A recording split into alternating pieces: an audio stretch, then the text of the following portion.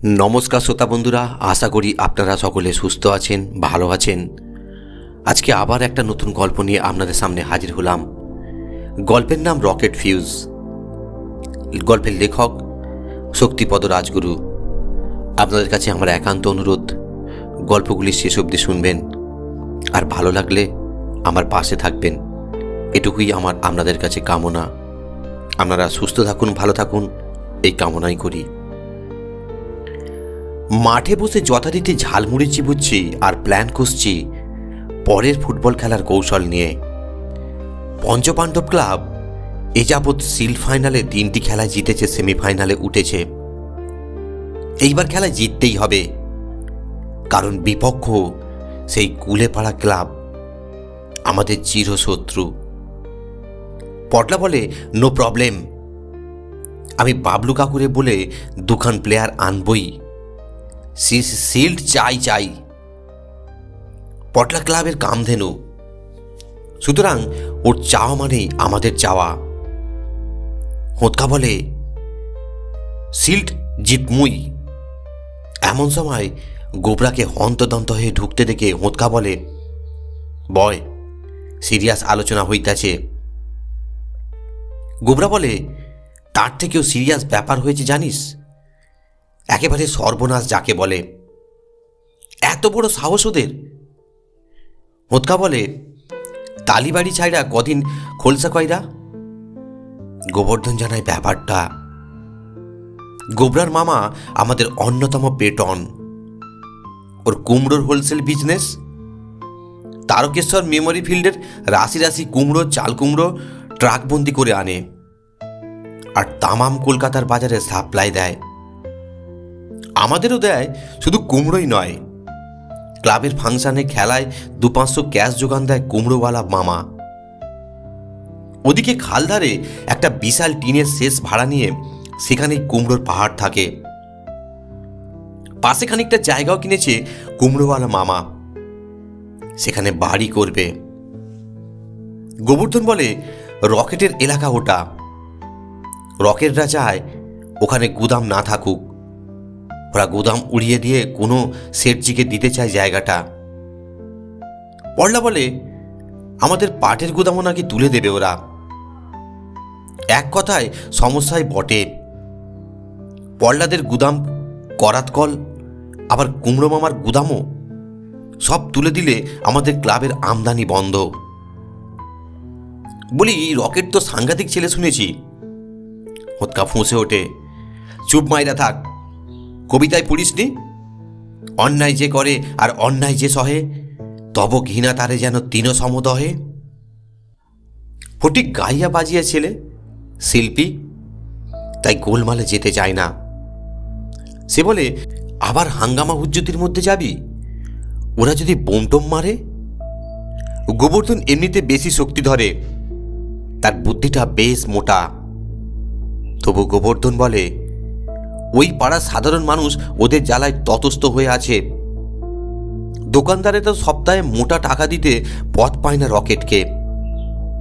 হোঁতকা বলে, ও পাড়ায় যাইতে লাগবো, বুঝলি, একখান রকেটের মতো মস্তানকে খাবলাতে পারলি এলাকায় পঞ্চপাণ্ডব ক্লাবের গুডউইল চাপ বাড়ানো না। আর পটলা, তোর কাকারে কইবি পাটগুদাম করাতকল থাকবো, তয় কিছু খরচ করার লাগবো, শুধুই তাহলে রকেটের পিছনেই লাগবে। হোঁতকা বলে, ভয় করস, কাইটা পড়। মনে হয় ওই রকেটের অত্যাচারের প্রতিবাদ করাই উচিত, কিন্তু ভয়ও হয়। গোবরা বলে, ভয় কেন করব, দরকার হয় লড়ব। হোঁতকা বলে, তার দরকার হইব না, প্ল্যান একখান মাথায় আইতাছে, দেহি কি হয়। গোবরা কুমড়ো মামারে কইবি কিছু খরচ লাগবো, গুদাম বাড়ি সবই মজুদ থাকবো। গোবরা জানায়, মামা খরচা যা লাগিয়ে দেবে, বলিস তো 100-5 টাকা আগামও পাবি। বেশ একটা কঠিন কাজে নেমে পড়েছি, তা বুঝতে পারি কয়েকদিনের মধ্যেই।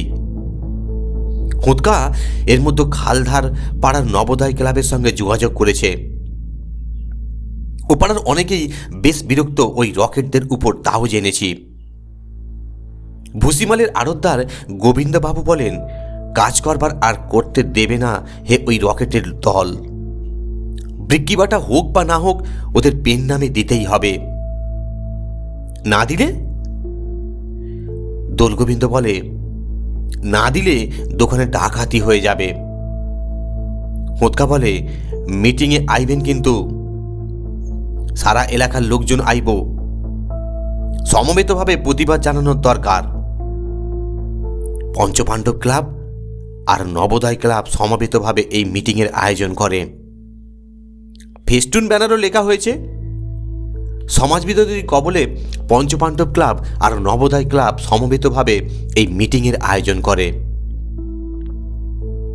ফেস্টুন ব্যানারও লেখা হয়েছে, সমাজবিরোধীর কালো হাত ভেঙে দাও, গুঁড়িয়ে দাও। নবোদয় ক্লাবের মাঠে সমবেত হয়েছে অনেকেই। শিল্পীর দলও হাজির, যেন গানের আসর বসেছে।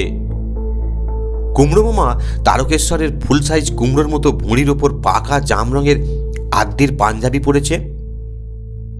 দোলগোবিন্দবাবু সভাপতি, গলায় গাঁদা ফুলের মালা পরে সমাসীন। ফটিক চুড়িদার পাজামা কাজ করা পাঞ্জাবি পরে হারমোনিয়ামে প্যাঁপু প্যাঁপু আওয়াজ তুলছে জ্বালাময়ী উদ্বোধনী সঙ্গীত গাইবার জন্য।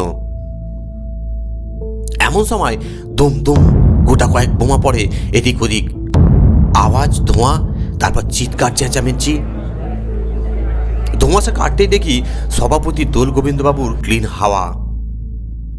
বিদায় বেলার মালাটাই পড়ে আছে, নো দোলগোবিন্দবাবু। আর কুমড়ো মামা কুমড়ো গড়ান দিয়ে স্টেজ থেকে প্রপাত ধরণী তলে।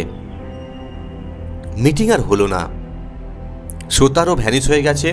সারা এলাকায় একটা থমথমে ভাব। কে বলে পটলকে, তোমরাও যাও বাপু, আর দেশ উদ্ধার করে কাজ নেই, রকেটের দল আমাদের শেষ করবে।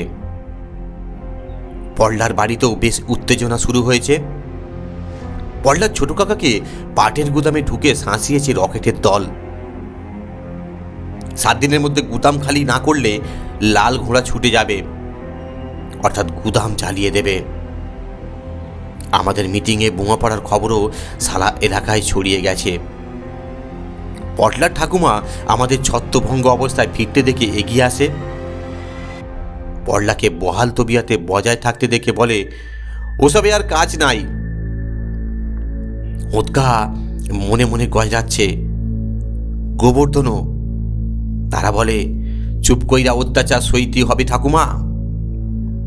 পটলার ছোট কাকাও সায় দেয়, নেভার। ঠাকুমা বলেন, পুলিশে যা, যা করার পুলিশই করবে। আমরা থানায় গেছি, সঙ্গে গেছে নবোদয়ের ছেলেরা। পটলার ছোট কাকাও সঙ্গে আছে। থানায় বড়বাবু নেই। মোটকা ছোটবাবু বসে বসে চোখ বুজে কানের খোল পরিষ্কার করছে দেশলাই কাঠি দিয়ে। আমাদের দেখে চাইল, কি চাই? ছোট কাকা ব্যাপারটা বলতে ছোটবাবু বলেন, এর জন্য থানায় এসেছেন, মিউচুয়াল করে নেন গে। থানা থেকে বের হয়ে আসছি, দেখি রকেট তার 2 সহকারী নুলো আর তেলিয়া আর ল্যাংলা মদনাকে নিয়ে মোটর বাইক থেকে নেমে আমাদের দিকে একবার গভীর চাহনি মেলে থানায় ঢুকে গেল। হোঁতকা বলে, ছোট কাকা দেখছেন, ভাবখানা দেখছেন, ওই গগর ছাড়ুম না। এবার ঠান্ডা লড়াই চলছে এলাকায়। সেদিন রাতে পল্লাদের করাতকলের পাশেই পাটের গুদাম। ছোট কাকা আগে থেকেই গুদামের মালপত্র সরিয়ে রেখেছিলেন অন্যত্র। সামান্য কিছু মাল ছিল, তাতেই আগুন ধরে গেল। দমকল পুলিশ সবাই এলো। আমরা ওখানে ছেলেরাও এসে আগুন নেভানোয় হাত লাগালাম, কিন্তু কারা আগুন লাগিয়েছিল ধরা পড়ল না। পরদিন দুপুরেই দোলগোবিন্দের আড়তে কারা মুখোশ পরে এসেছিল ভজালি দেখিয়ে নগদ প্রায় 1000-5 টাকা লুট করে নিয়ে গেল।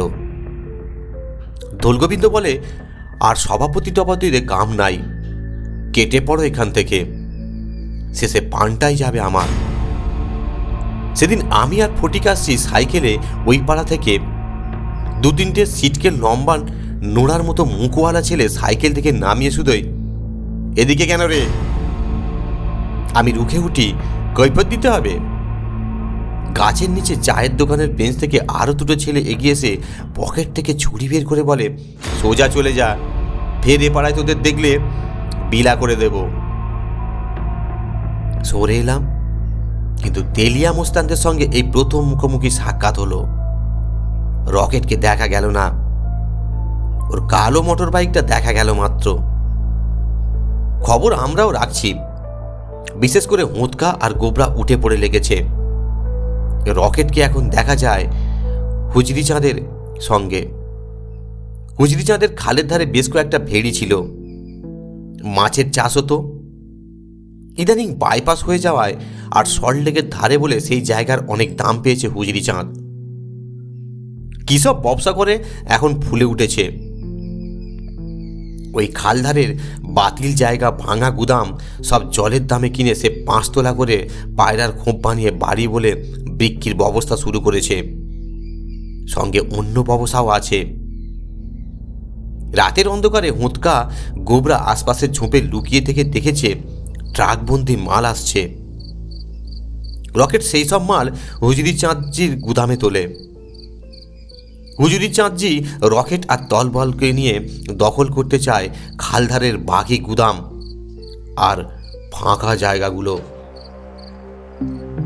কদিন পরেই কুমড়ো মামার গুদাম থেকে বেশ কিছু কুমড়ো লুট হয়ে গেল। কুমড়ো আর কে কত নিয়ে যাবে? রাতের অন্ধকারে কুমড়োগুলো বের করে খালের জলে গড়িয়ে দিয়েছে। পরদিন ভোরে দেখা যায় খাল শুধু কুমড়োতেই ভর্তি। পুলিশ আসে, সেই কুমড়ো পেটা ছোট বাবু। কুমড়ো মামার ভুঁড়ি যখন চাল কুমড়োয় পরিণত হয়েছে, হাহুতাশ করেন, মরে যাব, আহারে এত কুমড়ো বরবাদ হয়ে গেল। আমরাও গেছি। কুমড়ো মামা আমাদের দেখে একেবারে রাগে ফেটে পড়েন, কি মজা দেখতে এসেছ? এত চাঁদা দিলাম, কোনো কমবেন না? তোদের মুখ দর্শন করবো না, তোদের পাল্লায় পড়ে এতগুলো সরেস কুমড়ো, ওরে আমার কুমড়ো রে। হাসছে সেই চায়ের দোকানের বেঞ্চে বসে তেলিয়া, গাল কাটার দল। স্বয়ং রকেটও রয়েছে, পরনে বিদেশি টাইট জিন্স। আমাদের দেখে দলের একজন বলে, গুরু ওই সেই সমাজসেবীর দল, দেব না একটু সেবা করে? ওরা তৈরি, আমরা নিরস্ত, বিপদেই পড়ি। রকেট এগিয়েছে, হোঁতকার গালে একটা চর কষায়। সমঝে চলবি রকেটকে, এই এলাকায় এলে শেষ করে দেব, লাস্ট ওয়ার্নিং দিয়ে দিলাম, যা। চুপচাপ ফিরছি। গোবরা বলে, মারামারি শুরু করলি না কেন? এরকম অপমান। হোঁতকা বলে, মার দিমু কালি, রেডি হই আগে। হোঁতকাকে এক চর মারলি হোঁতকা কেমন রিভেঞ্জ লইতে পারে দেখস। কাল ভোট চাইতেই ক্লাবে আইবি। আমাদেরও জেদ চেপে গেছে, ওই রকেটের অপমানের জবাব দিতেই হবে। তাই শীতের কনকনে ঠান্ডায় আমরা চলেছি। ভোরের আধার কেটে সবে পূব দিকের ফর্সা হচ্ছে। হোঁতকাকে আর চেনা যায় না। মাথায় গামছা জড়ানো, গোঁপদাড়ি লাগিয়েছে, পরনে একটা চেক কাটা লুঙ্গি, গায়ে ধূসর চাদর আর বাঁকে খেজুর রসের হাঁড়ি। গ্রাম থেকে কোনো শিউলি যেন খেজুর রস বেচতে চলেছে। হোঁতকা ওই খালধারের চায়ের দোকানে আসতেই তেলিয়া মোস্তানকে ধরে ওকে, রস দিয়ে যা। রসওয়ালা রাজি নয়, বাজারে যাবে, কিন্তু পিছনে রকেটও বের হয়ে বলে, নামা কলসি, না হলে জান খয়রা হয়ে যাবে। ওরা জোর করেই তাকে আটকে দলবল সমেত খেজুর রস খেতে থাকে। রসওয়ালি রূপী হোঁতকা নিপুণ অভিনয় করে বলে, পয়সা দেন বাবু, বাল বাচ্চা ফুকা থাকবে। কে ধমকে ওঠে, চাপ। তখনও লোক চলাচল বিশেষ শুরু হয়নি ওদিকে।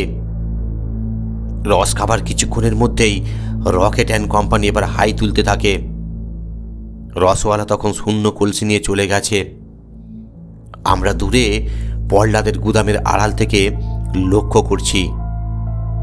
হোঁতকা মেকআপ তুলে বলে, দেখ না মজা, যা ঘুমের ওষুধ দিয়েছি বাপ বাচাধনরা ঘুমাইলে বলে। তারপরে শুরু হলো হোঁতকার খেল। গালে চড় মারছিল আমার, জবাবখানা যা দিমু রকেটের দল মাচায় গাছতলায় সত্যি ঘুমে অচৈতন্য হয়ে পড়ে। আমরা গিয়ে দেখি বেশ নাক ডাকিয়ে ঘুমোচ্ছে ওরা। হোঁতকা এপাড়া শশী নাপিতকে ফিট করে নিয়ে গেছে নগদ 20 টাকা হাতে দিয়ে। শশী খুর বের করে, শুধুই এ গলা কাটবি নাকি ওদের, খুন? হোঁতকা হাসে, আরে খুন নয়, দেখ ওপর কি হাল করি।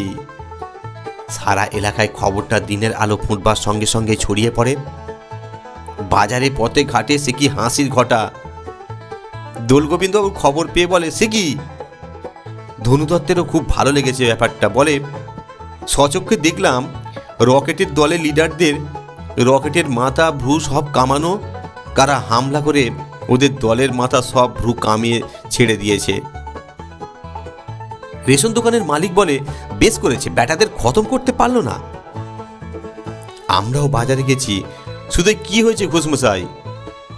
ঘোষজি বলে, রকেট কোম্পানিকে ঠেকাবার মতো লোকও জুটেছে। তাহলে রকেটের দল ভাবেনি যে সারা এলাকায় মানুষের সামনে তাদের এইভাবে অপমান করে যাবে। আজ বেরোতে পারেনি ওরা, সকলেরই মাথা এবড়ে খেবড়ে করে কামানো। তেলিয়া বলে, এর চেয়ে বোমা মারলেও ভালো ছিল রে, পথে ঘাটে বের হবার মুখ ওরা রাখেনি। বাজারের তোলা ওঠানো আজ বন্ধ। কে বলে মাথা কামিয়ে ঘোল ঢেলে গেছে, আবার এসেছো মোস্তানি দেখাতে, এভাবে অপদস্থ। রকেট বলে, ওই পঞ্চপাণ্ডব আর নবোদয় ক্লাবের ছেলেদের কাজ, বোম মেরে উড়িয়ে দেব ওদের। আমরাও সাবধান হয়েছি। সকালে এসে পটলার ছোট কাকাকে ব্যাপারটা জানাতে ছোটকা খুব একচোট হেসে বলে, দারুণ হয়েছে, তাই দেখছি না ব্যাটাদের। আমি বলি, কিন্তু ওরা জানবে কাদের কাজ, আমাদের উপর হামলা করবেই, নবোদয় ক্লাবকেও বাদ দেবে না। এদিকে হুজুরি চাঁদজিও বিপদে পড়েছে, তার কিছু বেআইনি মাল যাবে ট্রাকে করে বাইরে। রকেটের দল সঙ্গে যাবে, কিন্তু তাদের দেখাই নাই, তাই নিজেই এসেছে ওদের ডেরায়। দেখে ন্যাড়া মাথার দল, একেবারে ভেড়া কামানো যাকে বলে। হুজুরি চাঁদজি ও শুনেছিল খবরটা, বিশ্বাস করেনি। সে জানে রকেটদের এমন হাল কেউ করতে পারবে না, কিন্তু সে দেখে বলে, আরে সচমচে ऐसा क्या हुआ? हाय राम जी, रॉकेट तुमसे बड़ा शेर कोई आ गया इधर। হুজুরি চাঁদ ভাবছে রকেটের যুগ শেষ, নতুন সেই মস্তানকেই কাজে লাগাতে হবে বেশি পয়সা দিয়ে, তাই চলে যাচ্ছে। রকেট বলে, ভেবো না শেঠজি, ওদের দফা এবার শেষ করছি, তোমার কাজ আজ রাতেই করে দেব, রকেট এখনো মরেনি। সিডিংয়ে উকিলবাবু সব শুনল, শুনে বললেন, ওয়েল ডান, সাহস হয়েছে ছেলেগুলোর। রকেট তাই দলবল নিয়ে মরিয়া হয়ে এবার নবোদয় ক্লাবেই হানা দিতে গেছে। কিন্তু তার আগে ছোট কাকাই গিয়ে লালবাজারে পুলিশের কর্তাদের সঙ্গে যোগাযোগ করে পুলিশ পোস্টিং করিয়েছেন ক্লাবের চারপাশে।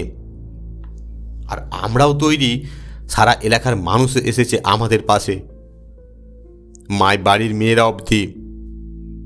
তারাও রকেটের অত্যাচারে আজ প্রতিবাদ করতে চায়। রকেটরা জিপ নিয়ে এসেছে, কিন্তু এসে কিছু করার আগেই বিপদে পড়ে, যেন অভিমান্য চক্রব্যূহে ঢোকার মতো অবস্থা। জনতায় ঘিরে ফেলেছে তাদের, কলরবটে ধর ধর, কেউ যেন পালাতে না পারে। মরিয়া হয়ে রকেট দু একটা বোমা মেরে পথ পরিষ্কার করে পালালো প্রাণ নিয়ে। এবার রকেট বিপদে পড়েছে। তেলিয়া বলে, মুশকিল হলো গুরু, গা ঢাকায় দিতে হবে, হাওয়া গরম।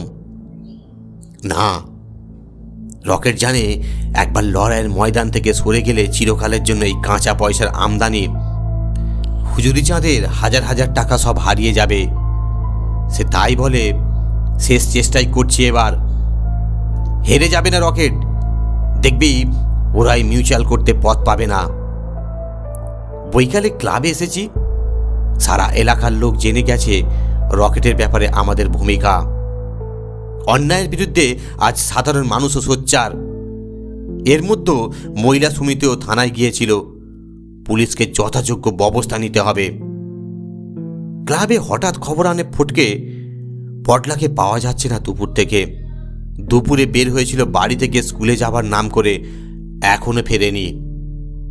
ওদের বাড়িতে ছুটে যাই, ঠাকমা কাঁদছে। আমাদের দেখে বলে, কি সর্বনাশ হলো রে, পড়লাকে ওই মুখ পোড়া রকেটের দলই ধরে নিয়ে গেছে। 2-3টে ন্যাড়া ছেলেকে দেখলাম তখন বাড়ির সামনে। হোঁতকা বলে, আরে চুপ করেন ঠাকমা, পটটারে আনুম কথা দিতাছি। ছোট কাকাও ভাবনায় পড়েন। বাড়ির একমাত্র সন্তান পটলা। পটলার বাবা বলেন, পুলিশ হেডকোয়ার্টারে যাচ্ছি। হোঁতকা কি ভাবছে? সে জানে রকেটের সঙ্গে হুজুরি চাঁদের যোগাযোগের কথা।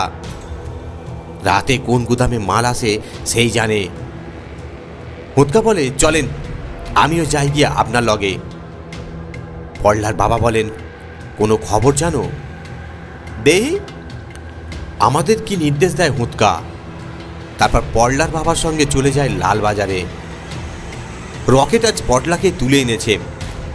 জানে একে ধরলেই পঞ্চপাণ্ডব ক্লাব তার হাতে আসবে, একটা রফা করতে বাধ্য হবে। রকেটের সিংহাসন কায়েম থাকবে। হুজুরি চাঁদের গুদামে আটকে রেখেছে পটলাকে।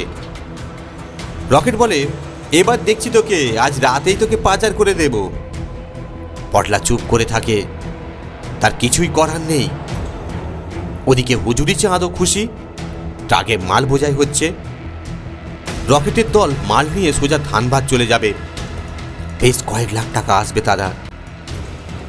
এমন সময় নির্জন পথ, ওদিকের মাঠ সচকিত করে এসে পড়ে কয়েক লরি পুলিশ। জিপে স্বয়ং ডেপুটি পুলিশ কমিশনার, থানার বড়বাবু। পালাবার পথ নেই। আমরাও হাজির হয়েছে সারা এলাকার মানুষ। পটলাকে উদ্ধার করা হলো, আর বের হলো কেঁচো খুঁড়তে সাপ। রকেটের দলবলই নয়, হুজুরি চাঁদকেও অ্যারেস্ট করা হলো। তার গুদাম থেকে ট্রাক বের হয়েছে লাখ লাখ টাকার বিদেশি মাল। রকেট বা তার দলবলের কেউ আর এলাকায় নেই, তারা সবাই পুলিশের হেফাজতে। এলাকার মানুষ যেন এক নতুন মুক্তির স্বাদ পেয়েছে। পঞ্চপাণ্ডব ক্লাবের নাম তাদের মুখে মুখে। হ্যাঁ, একটা কাজের মতো কাজ করেছে বটে ছেলেগুলো। রকেটকে ফিউজ করে দিয়েছে। ক্লাবের মাঠে ডবল ডিমের মামলেট আর টোস্ট নিয়ে আড্ডা জমেছে। ঠাকমা দিয়েছেন 500 টাকা।